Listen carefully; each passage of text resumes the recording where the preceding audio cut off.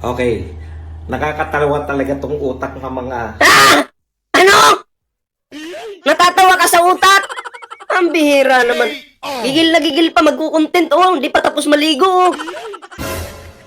Turuan mo naman yung isa maligo, yung babae, sino yun? Kalimutan kong pangalan, wala kasing bilang eh. Ha? Hoy! Bakit ka natatawa sa utak? Yung utak? Natatawa ka? Ang bihira. Ulitin nga natin. Ulitin nga natin mga pre. Wait lang ah. Okay, tuloy. Mga BBM supporters. Natatawa daw siya sa utak ng supporter, mga utak ng supporter ni Pangulong Bongbong Marcos. Pero mukhang seryoso ka naman ah. Hindi ka naman natatawa ah. Ako yung natatawa sa'yo eh. Ma'am, Ai-chan, shoutout po ah. Pati mga vloggers. Wala na raw ginawa ang mga Duterte supporters at mga vloggers kundi siraan ang pamahalaan ni Bongbong. Tama! Ano bang ginawa nyo? Di ba yung manira, gumawa ng fake news? Ikumpara nyo. Sino yung mahilig sa fake news? Yung kampo ng demonyo na sumusuporta sa mga Duterte? O itong sumusuporta sa administrasyon? Sino yung mahilig gumawa ng fake news? Patungkol sa First Lady, kay Pangulo, 'di ba? Kayo ang kampon nyo. Kampon nyo ang palaging gumagawa ng kasinungalingan. Tingnan nyo nga may nahuli na yung NBI. Nahuli na. Isang fake news. Ibig sabihin, kayo yung naninira. Tuloy. Hindi nyo ba naisip? No? Hindi nyo ba naisip? Na ano? Na ano? Sinisiraan pa rin kayo? Talaga? Sinisiraan pa rin kayo? Huwag kang didilat. Bangag ka siguro eh. Relax ka lang. Dapat pa-cute ba ganito eh? Sinisiraan pa rin kayo? Sinisiraan pa rin kayo? Huwag kang didilat. Masyadong halata eh. Diba? Halatang halata na. Pinakulong nyo si Tatay Digong sa... Hindi kami nagpakulong kay Digong. Siya yung kusang pumasok sa kulungan. Pagbibintangan mo kami. Ha? Hindi kami yung nagpakulong kay Digong, hoy. Manalamin ka nga. Ang bihira naman to. Diba? Si Trillanes talaga ang nag-file ng kaso sa ICC. Laban dito sa tatay mong si Digong. Matagal na yan. Ngayon nga lang nakulong eh. Payag ka ba? Makasama niyo to sa CR? Mag-press 1 kayo kung payag kayo kung makasama nito sa CR. Sige nga. Tingnan natin. Tingnan natin. Press 1, press 1. Sabay-sabay kayong nag-live, tol. Ballpoint man nila Mark Ramos. Ganun ba? Naka-live din po sila. Si Ma'am Erlinda Consuelo. Gustong makasama si ano? Gusto yung makasama sa CR? Yung mga nag-press 1, ibig sabihin, gusto yung makasama to sa CR? Si Ma'am Tamura din. Ano?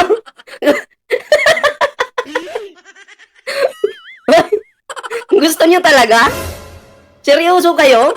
Pambihira naman.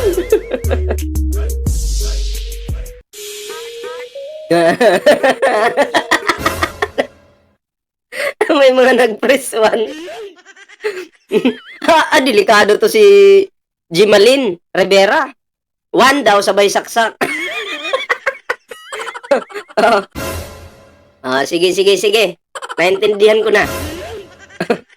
Tuloy natin, tuloy. Sabihin nyo, sinisiraan pa rin kayo. Hindi nyo nga lang basta pinakulong. Salamat Ma'am Abang. Ayan, salamat po sa iyong pakulay dyan sa ating live. Tol, pang dagdag, pang gin. Sarap mong mga sar sa bubong din. Salamat ha. Patay na naman ako ng misis ko nito mamaya. Binigyan ako ng pang gin.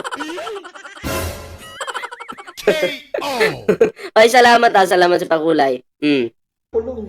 Kayo mismo nang huli at ibinigay nyo doon sa kayo. Ibig sabihin, pag sinabing kayo, kasali kami dyan. Uy, hindi, nandit. Nung hinuli si Digong, nasa bahay lang kami. Mami Amilay, shoutout po ha. Oh, wala, nasira ng utak nito. Kalain mo, nag-content sa loob ng CR. Oh, may dumi pa sa kanyang muka. Sinasabi ng amo nyo na walang jurisdiction, yung ICC. Buisit ng mga to. Hanggang Oo, wag kang magmura. Baka saksakin ka nung ano dyan, mga viewers ko. Oh. ngayon, dialogue nyo sinisiraan. Pinakulong nyo si Tatay Digong, hindi kami... Oh, pinakulong daw natin si Tatay Digong. So, ibig sabihin, pag dahil na ipakulong si Digong, ibig sabihin, hindi na kayo nanira. Klarong-klaro, noong nandito pa si Digong, malaya pa, tuloy-tuloy yung fake news, paninira ninyo sa administrasyon, at ngayong nakakalong na si Digong, mas dinagdagan nyo pa. Mas lalo pang lumala yung paninira. Oh. Oh, di ba, klaro? Klaro, di ba? Wala namang ano eh, hindi naman nawala eh. Tuloy-tuloy yung paninira nyo. Walang nagbago. Oh. naninira. Pinakulong ninyo ang Mukha niya. Wait nga, hindi kasi ako ano eh. Gusto ko naka-zoom. Para, syempre, pogi daw si Badong eh. O, tingnan natin ha. Kung pasok ba sa panlasa ng mga viewers natin. Ayan o. Gwapo ba? Gwapo? Gwapo ba si Badong? Ano ginagawa niya sa CR? Magbibigti po siguro. Nasiraan ng utak eh. magaling pinakamahusay na presidente ng Pilipinas. Ang pinakamagaling daw at pinakamahusay at pinakawalang kwenta na presidente ng Pilipinas ay si Digong. Ang tingin niya kay Digong, kumbaga, the best sa lahat ng the best. Pero kami, ang tingin namin kay Digong, mamamatay tao. 'Di ba? Ano pa? Protector. Oy, salamat Romana Mix TV. Salamat po sa iyong pakulay. Protector. Ano pa? Sinungaling. Kulang na nga lang, sumagi sa isip ko, baka anti-Christ to eh. 'Di ba? Kasi yung Panginoon natin, minumura eh. Minumura po ang ating Panginoon. Tama ba 'yon? Mga hunghang. Panoorin nyo ng buo ha. Okay. Nakakatawa talaga tong utak ng mga BBM supporters, pati mga vloggers. Wala na raw ginawa ang mga Duterte supporters at mga vloggers kundi siraan ang pamahalaan ni Bongbong. Hindi nyo ba naisip? No? Sinisiraan pa rin kayo? Talaga, sinisiraan pa rin kayo? Pinakulong nyo si Tatay Digong, sasabihin nyo, sinisiraan pa rin kayo? Hindi nyo nga lang basta pinakulong eh. Kayo mismo nang huli at ibinigay nyo doon sa sinasabi ng amo nyo na walang jurisdiction, yung ICC. Buisit ng mga to. Hanggang ngayon, dahil nyo sinisiraan, pinakulong nyo si Tatay Digong, hindi kami naninira. Pinakulong ninyo ang pinakamagaling, pinakamahusay na presidente ng Pilipinas. Mga hunghang. Parinig kita sa mukha eh. Mga hungang daw tayo. Parinig kita sa mukha eh. Tumayos ka. Deserve ni Digong makulong dahil siya naman mismo umamin sa mga patayan, may nilaglag daw siya sa helicopter. 'Di ba? Tandaan mo. Pag ikaw dahil ikaw ay naging presidente ng Pilipinas, hindi pwedeng idaan mo lahat sa joke. Seryosong usapan eh. Tapos sasabihin mo, bigla kang kakambyo, joke. Joke lang yun. Yung hinulog sa helicopter, di totoo yun. Tandaan mo, dala-dala mo ikaw yung presidente ka. Di ba, presidente ka? Hindi pwedeng joke-joke lang. Hindi pwedeng joke-joke na lang lahat. Di ba? Dapat nga, lahat ng sinasabi mo, yung makakabuti sa mga Pilipino. Hindi yung mga patayan na yan. Yun yung mga pinopromote nyo. Diba? Tapos ngayon, ipagtatanggol mo yung tatay mong 8 years old na. Diba? Galit daw siya kasi pinakulong natin. May batas eh. Sinampahan siya sa ICC, nilabasan ng warrant. Buti nga hindi siya pinatay eh. Tapos ngayon galit pa kayo. Tapos sasabihin nyo, kawawa naman yung tatay namin, kawawa naman si Digong. 'Di ba? Kawawa naman si Digong. Mas kawawa po yung mga namatay sa panahon ni Digong. 'Di ba? O yan po, nahuli siya sa loob ng CR. Gumawa ng katangahan. Okay, ngayon mga pre, bigyan natin ng reaksyon tong si Kati Binag. Okay? Bakit po na-disgrasya si Kati Binag?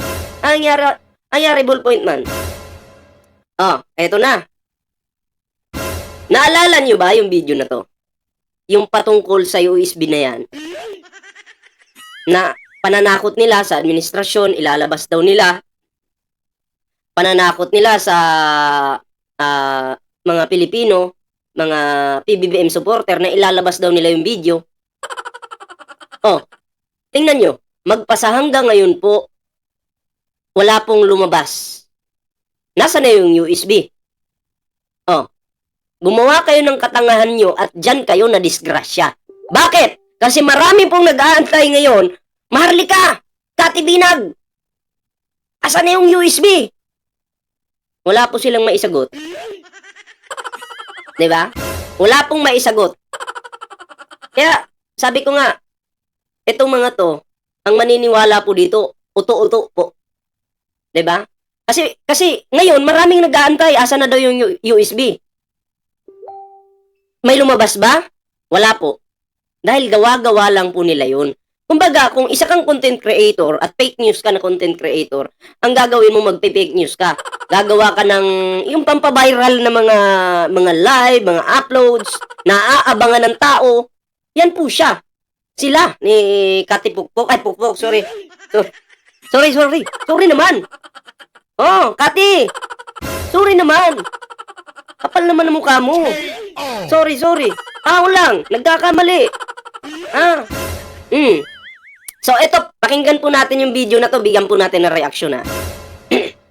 So, ito bang USB na ito ay kakabog sa sambayan ng Pilipino?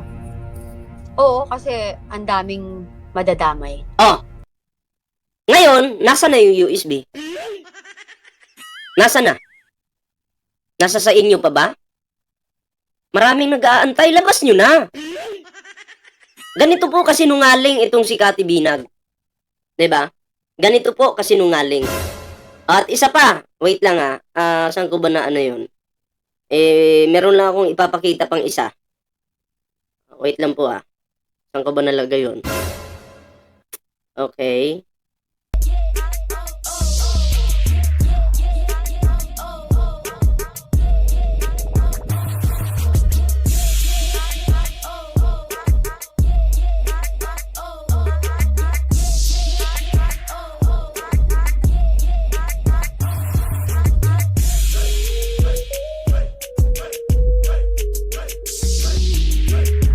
Ayan, basahin po natin. Sabi ni Kati dito, ito mga OFW, tinatakot at pinagtatawanan kayo nito. Report na ninyo ng harassment and false information. Guys, ang mga account niya at page, sama na ninyo ang mga nagpipilit ibahin ang batas sa kanyang comment section. Gusto niya po, ma-take down po yung Facebook page ni Dakaki Raki. Oo. Kasi itong Facebook page po ni Dakaki Raki ay naglalabas po yan ng yung katotohanan lang para hindi po maligaw itong ating mga OFW at mga Pilipino. Ngayon, dahil masakit po sa kanila yung katotohanan na pinopost ng page na ito, gusto pong ipa-take down nitong pukpukita na to. Nitong pukpok na to. Kasi sabi, di umano, itong si Kati Binag ay pukpok. Diba? Gustong ipa-take down para wala nang kukontra pa sa kanila. Wala nang makakontra. Yan po ang diskarte nitong Binag na to. Ang nililin lang niya po yung mga Pilipino. Diba? Marami ding uto-uto, syempre. Pag didiis ka, uto-uto ka, maniniwala agad. Gustong ipa-report. Oh, ngayon, ilan yung nanonood sa akin dito? 3,000 plus. I-report po natin itong Facebook page ni Cathy Binag. Punta po kayo mamaya sa kanyang Facebook page, i-report po natin yan. Maniwala kayo, take down yan. Mas report. Oh. Gusto nyo palang report eh. O, si Cathy Binag po, i-report natin yan. Ha? Oh. Yan yung diskarte ni Cathy Binag. Pagkalaban nila, gusto nilang ipa-report para pag mawala po yung Facebook page na to, da Kaki-Raki, magiging malaya na po silang magpakalat ng fake news. Wala nang kukontra sa kanila eh. Diba? Ganun po yun. Oh. Rizzy Antonio, shoutout po ah. Oh, eto na. Tuloy natin to. Etong pinagyayabang nilang USB. Sige nga, tingnan natin. Oh my Ang daming lalabas na kung sino-sinong kasama nila. Pag may nangyari sa akin, maraming madadamay. Pag may nangyari sa kanya, maraming madadamay. Bilisan lang natin kaunti. Okay. Marami kasi nandun lahat. Alam mo yon, accumulated ano to eh. Kasi I was supposed to file a case before. Kasi before nga, di ba, nabubuli na ako. So, Before nga, di ba, nabubuli na ako? Siguro deserve mo kung mabubuli ka. Bakit? Tingnan mo nga yung ginagawa mo, puro paninira. So, deserve na mabuli ka. Kung ako yung tatanungin, ballpoint man, deserve ba ni Cathy? Kulang pa nga yung mabuli eh. Diba? Dapat pa nga makasuhan to eh. Ay malay natin, kasi ang administrasyon ngayon, pumapalag na. Diba? Pumapalag na po ang administrasyon ngayon. At congratulations in advance sa'yo, Cathy, kapag ikaw ang isa, malay mo, makasuhan to. Diba? Kasi marami po itong mga interview kay Maharlika na puro paninira sa gobyerno. Puro fake news. Malay mo, madali to. Tuloy natin. I prepared for it. Kaya ang panawagan po natin dito sa animal na pukpok na si Maharlika at dito kay Binag, nasa na yung USB? Bakit di nyo pa ilabas? Baka iba yung USB yun. Yung USB nung tumira kay Maharlika. Naku po. Ibang USB siguro yung pinag-uusapan nyo dyan.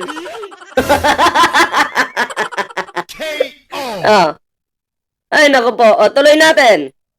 Aside from that, na nag-offer si Lisa ng pulburon, so may nakwento ba siya tungkol sa Chukchakan Blues or orgy or, swing? Well, swing? Swinger, yeah. Yung Yeah, swinger, right? Yeah. Sa kaalaman ng ating mga kababayan, yung hindi nakakalam, uso po yan sa mga pulburon. Kapag bangag ka na, nagsiswitch kayo ng asawa o ng partners, right? Teka lang, parang expert ka, Maharlika. Dami mong alam pagdating sa droga. Bakit alam mo? Gumagamit to. Alam niyo, ito si Maharlika kasi mahilig to sa party-party eh. Pag nagpa-party-party ka, minsan, di mo maiwasan, gagamit ka. Diba? At syempre, wala kang lakas ng loob na manira sa gobyerno kung hindi ka gagamit. Pero dahil gumagamit ka, basic lang sa'yo manira. Kasi yung utak mo, addictus na eh. Diba?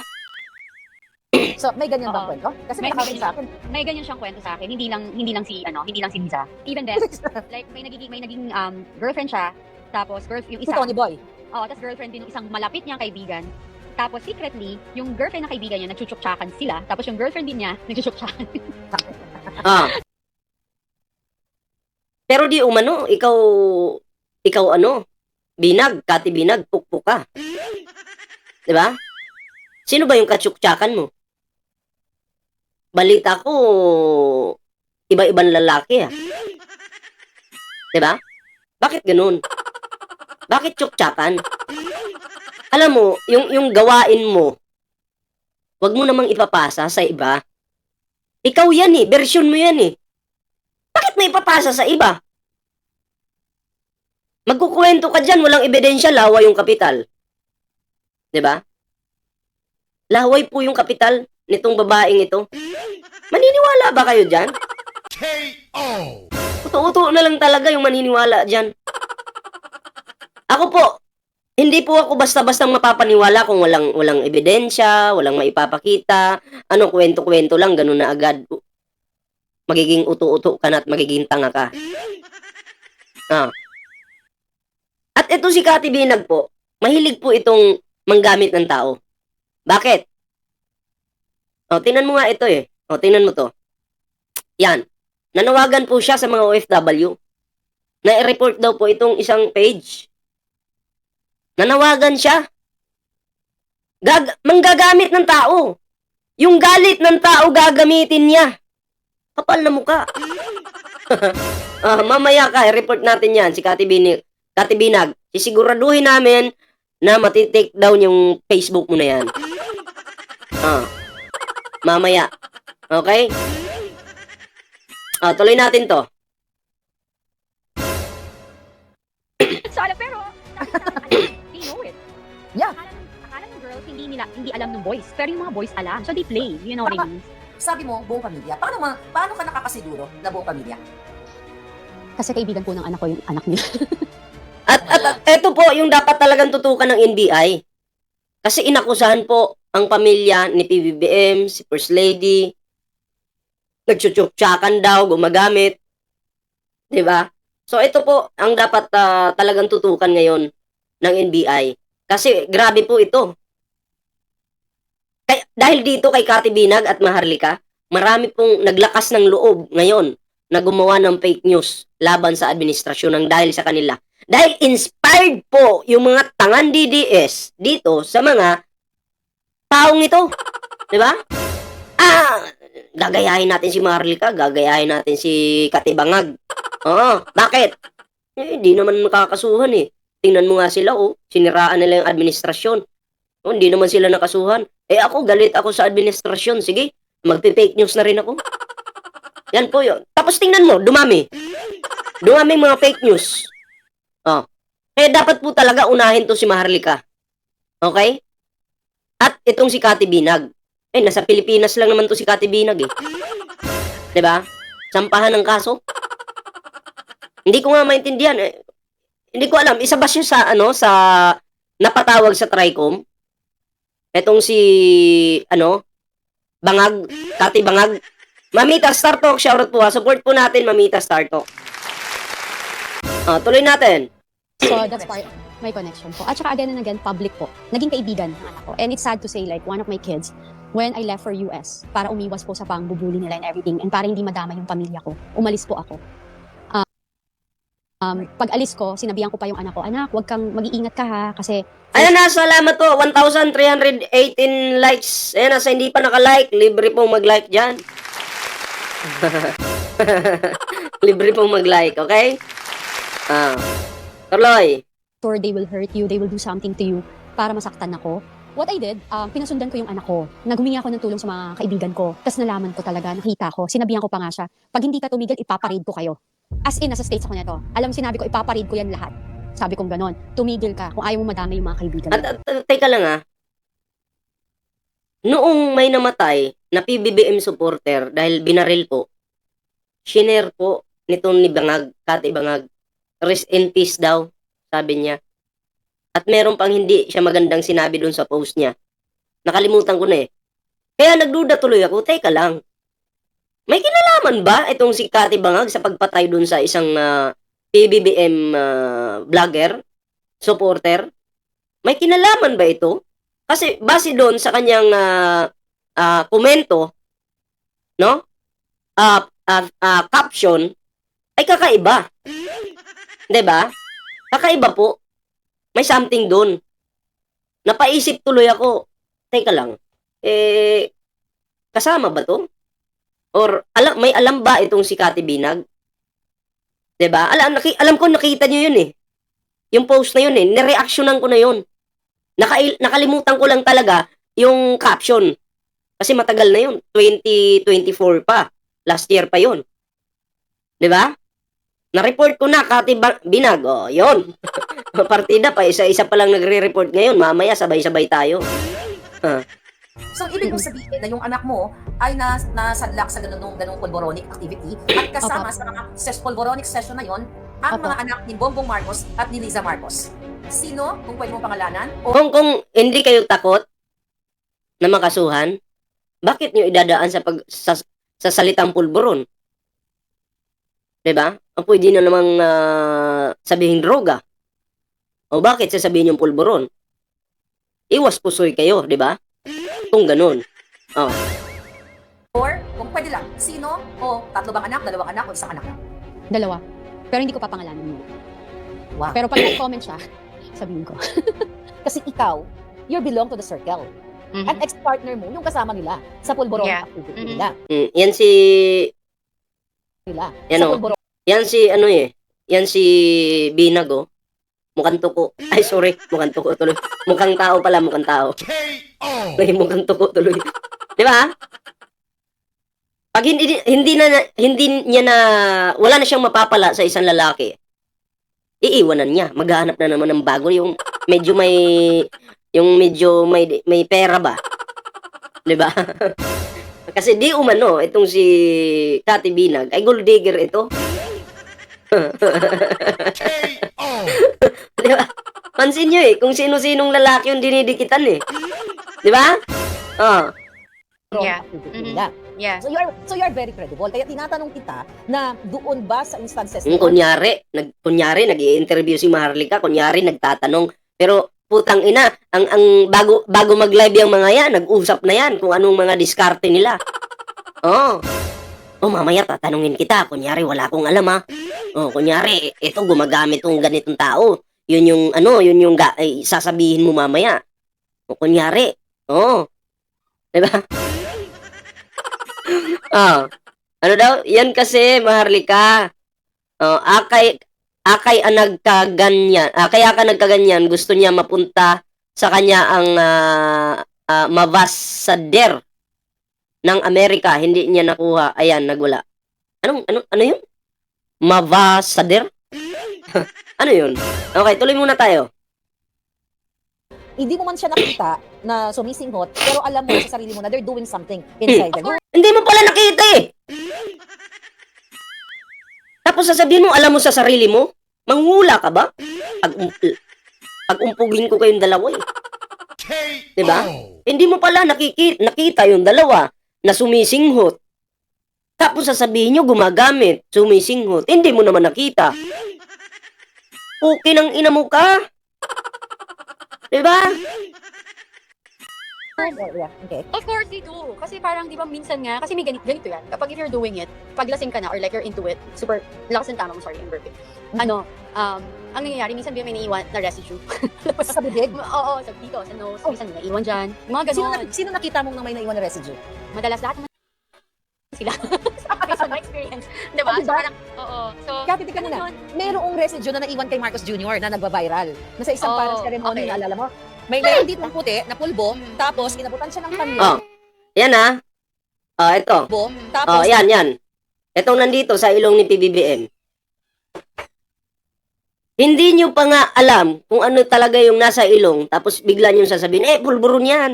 Gumagamit, kakatapos lang gumamit. Paano nyo? Nandun ba kayo? Sa lugar na yan, para sabihin nyo yan?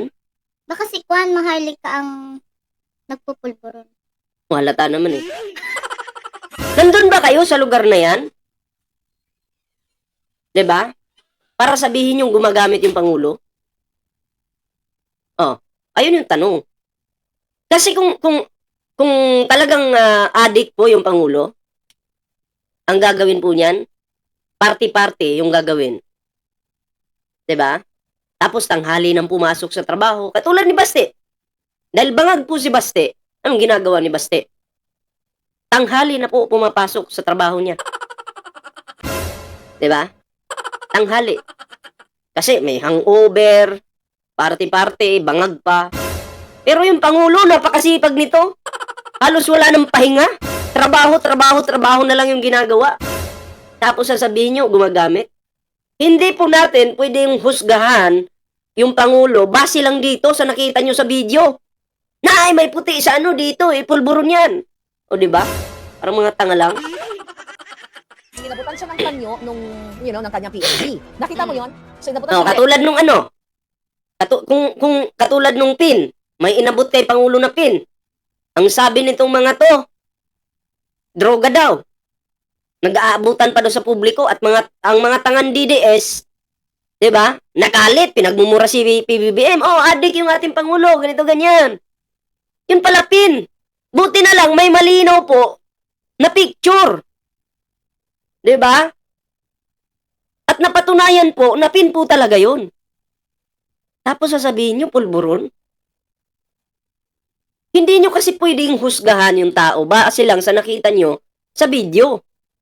Hindi. Huwag kayong tanga. Ang bobobo niyo eh. Ganyan, hanapin mo yun, mga kababayan. So, merong residue dito ha, kasi nabutan siya ng panyo nung PSD niya, tapos ginanon niya sa public. Natural, presidente siya ng Pilipinas. Kung may dumikan man dito, gaganunin mo talaga. Tatanggalin mo talaga kahit sino naman eh. Alangan namang hayaan mo. Kahit normal ka na tao, wala kang posisyon sa gobyerno. Pag nalaman mong may dumi yung dito mo, o kahit dito, pupunasan mo yan. Alam mo, Maharlika, uwi ka ng Pilipinas. Ako napapatay sa'yo. Okay nang ina mo ka. Diba? Libre, gagawin ko sa'yo, Maharlika, libre. Uwi ka na sa Pilipinas. Ang ina, papahirapan muna kita eh. Lulumpuhin muna kita eh. Ha? You will never imagine yung trauma na inabot ko. Ha? Natruma ka pa sa mukhang yan? Natruma ka? Galing mo umakting ah. Patruma-truma ka pang nalalaman. Yung may time ayoko nang bumalik ng Pilipinas. Ba't nandito ka ngayon sa Pilipinas? Na may time na kung wala akong anak, gusto ko nang mamatay. Dapat ginawa mo na. Dapat ginawa mo na. Ba't di mo ginawa? Gusto mo na palang mamatay eh. Hindi ka namin pipigilan kung gusto mo. Katawan mo yan, buhay mo yan. Tapos gagamitin mo pa yung anak mo. Kung wala lang akong anak, gusto ko na magpakamatay. Tanga talaga.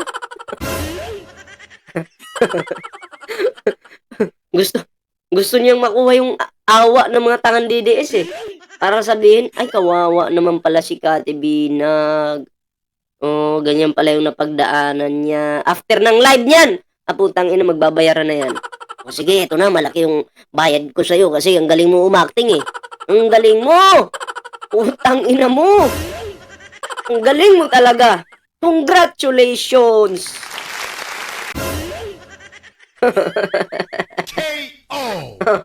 Alam ko yung mga ganyang klaseng tao, nako po. Kasi parang sakit lang. Di ba parang, my God, 10 years?